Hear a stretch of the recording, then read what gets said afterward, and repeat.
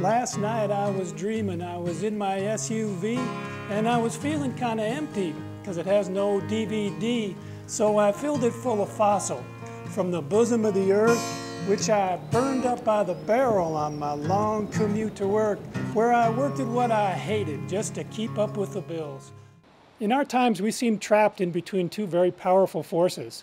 Our intuition tells us maybe we better slow down because we're destroying things at a very rapid and alarming rate. But our institutions incorrectly tell us, hurry up, look what we're creating, look how much money we're making. And my aim as a writer and a speaker and a filmmaker is to try and tilt the scales a little bit more in favor of intuition. We can have a higher quality of life if we begin to root the junk out of our economy. If we begin to root the junk out of our lives and say, let's go for the meat, let's go for the heart of this, and let's go for those things that actually meet human needs, and not things that are stuck in an old paradigm. And what I'm calling for here is a cultural revolution, because that's the only thing that ever works in the long run to change a civilization's path. That's all that works. And consumer disobedience, no thank you, I know what I want, and you don't really need to be telling me anymore, I can handle it. Anthropolicy is my word for policy based on what humans actually need. Biologic was my first environmental book, and Biologic is about designing with nature so that we're not fighting it. I think the kind of technology we want is inspired by nature and fits into nature like a hand fits a glove. And who can tell me what this is? It's Velcro, and a Scottish scientist was walking on the moors or whatever with his dog, and a burr stuck to his pants, and he looked at it under his microscope. He said, well, it's easy to see what causes this. We are learning how nature works, and rather than learning how nature works so we can tear it apart, we're learning how nature works so we can keep it together. We're following the directions that the culture issues us, but the problem is those instructions really can't build a sustainable society. So our mission, I believe, is to reprogram the software of civilization, nothing less. It's the software that will do it, not the gadgets, not just the wind generators and the hybrid cars. That's good.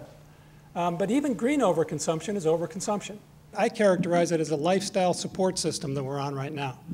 Each of our houses, each of our buildings is hooked up to wires and pipes and lines of credit and airwaves and stuff that we don't think we can live without.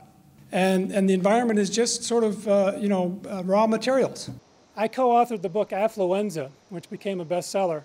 And for the last 10 years, I've been working and researching and writing on remedies to this very perplexing, all-consuming epidemic that sweeps away our values, our communities, our health, and the environment. When your time comes and your whole life flashes before you, is it going to hold your interest? You know? And isn't that what you're shooting for? I really think we need to move from material rewards, which have dominated our lifetimes, to social rewards.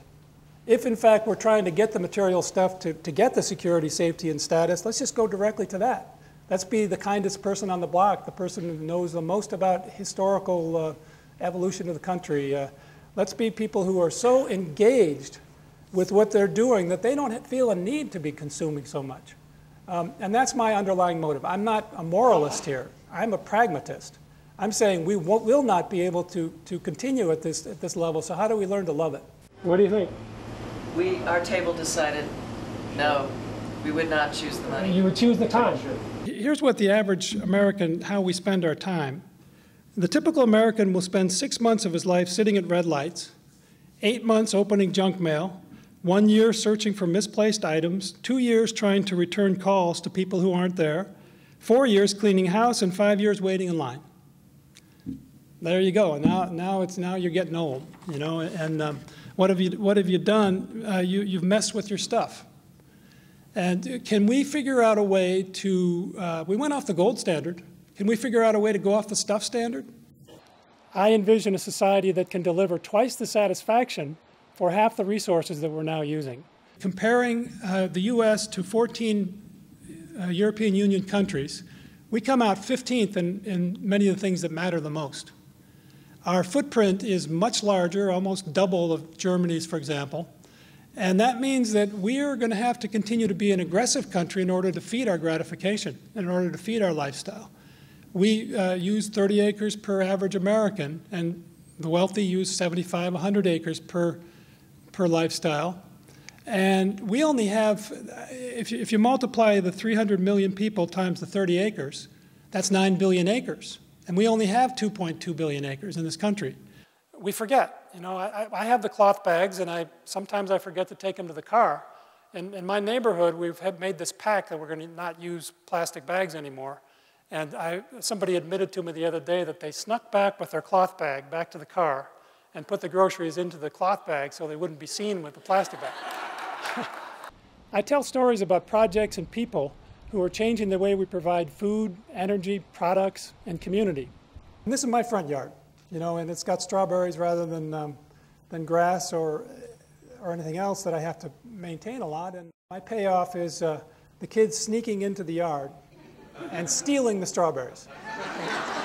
That's important. That meets a kid's needs for adventure. And so I'm looking out the kitchen window, and gardener of 30 years or so, you know, 15 years ago, I would have been the guy saying, hey, come on, could you kids be a little more careful with those strawberries? Now I just let these strawberries go. I let the kids trample them because that's my value. I live in a neighborhood that I helped design and build, so many of the examples I use in my presentations actually come from my own neighborhood, people that I know from everyday life. We put 60,000 bricks down ourselves after living here 6 years or so with just a very plain-looking piece of concrete. 60 tons of bricks on 6 or 8 successive summer weekends. So we literally provided this nice walkway with sweat equity. It was because it was 98 degrees, and everyone in the neighborhood did something. So it stitched the neighborhood together aesthetically as well as socially. We have this timeless sense of being a species that cooperates, and as one anthropologist says, survival of the kindest is what brought us here. We nurture each other, but we've kind of forgotten that. So I've been very much on the path of anthropology. This is what a Chilean economist, Max Neff, N-E-E-F, sees as our life goals. This is what we're trying for. This is why we work the 100,000 hours, to get the money to go buy these needs. Gary Snyder says, in the next century, or the one beyond that, they say, are valleys, pastures. We can meet there in peace if we make it. To climb those coming crests, one word to you and your children. Stay together. Learn the flowers. Go light.